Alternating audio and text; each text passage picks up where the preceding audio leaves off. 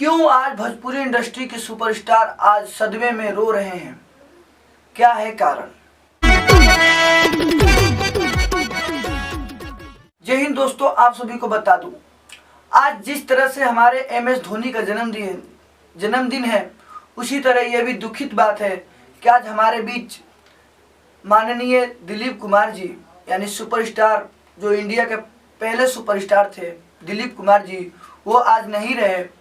और उनके वजह से पूरा बॉलीवुड कहिए और भोजपुरी इंडस्ट्री कहिए, टॉलीवुड कहिए, जितने भी इंडिया में इंडस्ट्रीज हैं या हॉलीवुड कहिए, सभी सदमे में हैं। सभी ने अपने अपने इंस्टाग्राम पे पोस्ट किया है, FB पे पोस्ट किया है और बहुत ही दुख जताया है। और सत नमन है दिलीप कुमार जी को। हमारी और हमारी टीम की ओर से भी बहुत बहुत नमन।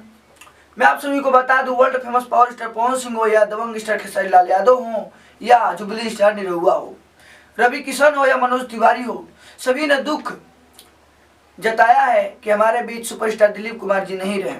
मैं आपको बता दूं, 99 साल के लगभग हो चुके थे।